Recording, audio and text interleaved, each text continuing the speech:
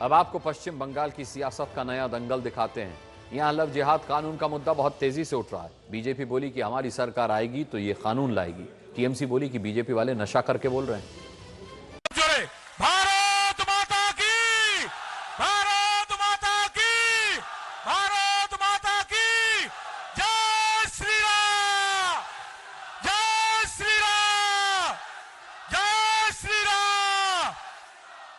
Vande Mataram. BJP जिंदाबाद, नरेंद्र मोदी जिंदाबाद। बंगाल में चल रहा है सत्ता के लिए संघर्ष। फिर से बताइए, बंगाल में कोल माफिया कौन है? दीदी ने वादा किया था सोनार बंगला बनाने का, बोला था कि नहीं बोला था? ये कोयले के माफियाओं ने कोलार बंगला बना दिया, कोलार बंगला। मैं आपसे वादा करता हूं, भारतीय जनता पार्टी की सरकार आएगी, मोदी जी के नेतृत्व में हम सोनार बांग्ला बनाएंगे। ये कोलार बांग्ला हटाने वालों को आप हटाइए, सोनार बांग्ला हम बनाएंगे। बीजेपी रैली के जरिए ताकत दिखाने में जुटी है। बताइए, जो माफिया हो, जो तस्करी करता हो, वो व्यक्ति दिलीप दा को गुंडा बोलता है। दिलीप दा गुंडे हैं? दिलीप दा गुंडे हैं क्या? बताइए जरा, दिलीप दा गुंडे हैं क्या? इसका जवाब हमें मतदान वाले दिन देना है। बताना है कि गुंडा कौन है, माफिया कौन है। टीएमसी भी जवाब देने में पीछे नहीं है। बीजेपी के कुछ लोग ऐसा ख्वाब देख रहे हैं, सपना देख रहे हैं, और जो लोग ज्यादा गांजा लेते हैं, गांजा, वो दिन में ही ख्वाब देखते हैं।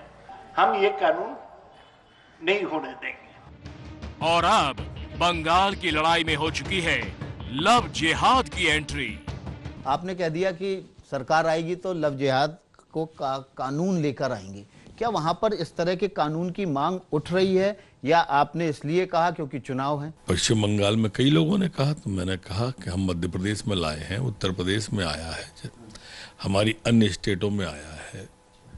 तो इस तरह का कानून हम मुख्यमंत्री भाजपा का बनेगा, उससे कहेंगे कि लेके आओ। यहाँ पर बहुत ज्यादा इस तरह की शिकायतें।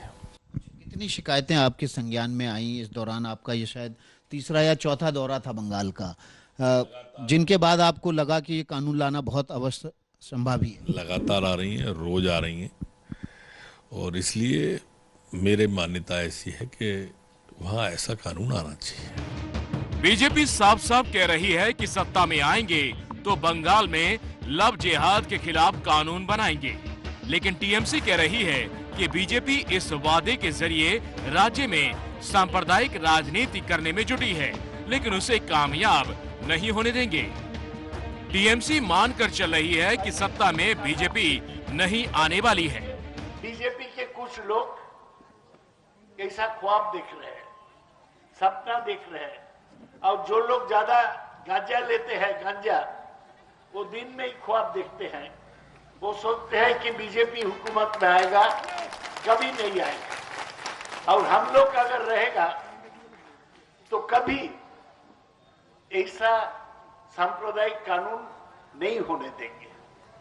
ये हमारा वादा है। लव जिहाद के खिलाफ सुप्रीम कोर्ट में केस हुआ, अभी सुप्रीम कोर्ट फैसला नहीं सुना है, और गोहत्या का कानून पश्चिम बंगाल में वामफ्रंट भी लागू नहीं किया, उसके पहले कांग्रेस भी लागू नहीं किया, हम भी 10 साल में कानून लागू नहीं किया। हम ये कानून नहीं होने देंगे। लव जिहाद को लेकर बंगाल की राजनीति गरमाई है, इसलिए क्योंकि बंगाल में मुस्लिम वोटरों की आबादी करीब 27% है, और माना यह जाता है कि मुस्लिम वोट बंगाल में ममता को मिलता है। मतलब ये कि बीजेपी लव जिहाद के मुद्दे को उछालकर अपना वोट बैंक मजबूत करना चाहती है। वैसे भी लव जिहाद का मुद्दा इन दिनों देश में छाया हुआ है। उत्तर प्रदेश और मध्य प्रदेश जैसे बीजेपी शासित राज्यों में लव जिहाद विरोधी कानून लागू है। प्रशासन इन राज्यों में कानून के आधार पर कार्रवाई भी कर रहा है। पिछले दिनों यह मामला सुप्रीम कोर्ट तक पहुंचा था। कोर्ट ने राज्य सरकार को नोटिस तो जारी किया, लेकिन कानून पर स्टे नहीं लगाया। बीजेपी के जो पुराने चुनावी मुद्दे हैं वो मंजिल तक पहुंच चुके हैं। ऐसे में बीजेपी इन दिनों ऐसे धारदार मुद्दों को हवा देने में जुटी है जिससे उसका वोट मजबूत हो सके। लव जिहाद उन्हीं में से एक है। ऐसा है कि हम ये एक आक्रमण हिंदू समाज के ऊपर के आक्रमण का मुद्दा करके देखते हैं। जो हजारों केसेस सामने आई है, इसको हमने डॉक्यूमेंट भी किया है। और ये कि वहाँ पर झूठ बोलकर, नाम झूठा बताकर, धर्म न बताकर ऐसा लोगों ने संबंध बनाए, ब्लैकमेल भी किया है। ये सब करते हुए लड़कियों का अपहरण हो रहा है, उनको फुसला कर लेके जा रहे हैं और बाद में उनको जबरन धर्मांतरण भी होता है। इसलिए यह एक बहुत बड़ा खतरा है समाज के लिए और इसलिए हम चाहते हैं कि समाज का प्रबोधन होना चाहिए, समाज में जागरण होना चाहिए, मगर विधि दृष्टि से भी योग्य कानून पूर्ण देश भर में बनने चाहिए। और यह धर्मांतरण के कानून का हिस्सा भी बन सकता है क्योंकि वही अंत में टारगेट है। कई जगह पर फिर बाद में विवाह करके उनको छोड़ भी दिया जाता है, तो उनका तो पूर्ण नाश हो जाता है इसमें। तो अभी हमारे प्रयास से अनेक राज्यों में जो जागरण हमने किया, तो ये बहुत अच्छी बात है कि हिमाचल है, उत्तर प्रदेश है, मध्य प्रदेश है, अभी कानून भी आ गए। और हमारा हर राज्य में, गुजरात सहित हर राज्य में हमारी ये मांग है कि ऐसे प्रॉपर कानून आने चाहिए।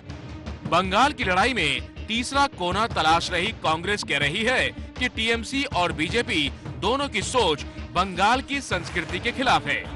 बंगाल को ये दोनों पार्टियां नुकसान कर रही हैं। भारतीय जनता पार्टी जहां एक तरफ देख रहे हैं विभाजन की राजनीति और पूरा बंगाल के जो संस्कृति और संस्कार हैं उनके विपरीत वहाँ उसकी जो सोच है वो लागू करना चाहती है, और दूसरी तरफ तृणमूल कांग्रेस जहाँ उनके कार्यकाल में तमाम लॉ एंड ऑर्डर प्रॉब्लम्स और भ्रष्टाचार के किस्से सामने आए हैं, तो बंगाल की जनता देख रही है और कांग्रेस पार्टी एक गहरा रिश्ता बंगाल से रखती है।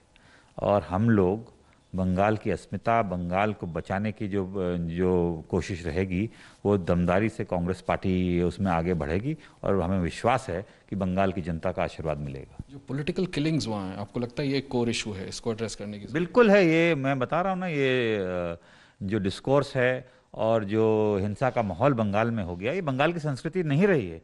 बंगाल में रविंद्रनाथ जी और विवेकानंद जी जैसे महापुरुष उस धरती से आते हैं, तो वहाँ का जो हेरिटेज कल्चर, जो उसकी जो पहचान थी, उसके बिल्कुल विपरीत हो रहा है और ये बंगाल की जनता बर्दाश्त नहीं करेगी। बंगाल में चुनाव की तारीख जैसे जैसे नजदीक आएगी, बयानों के तीर तेज चलेंगे।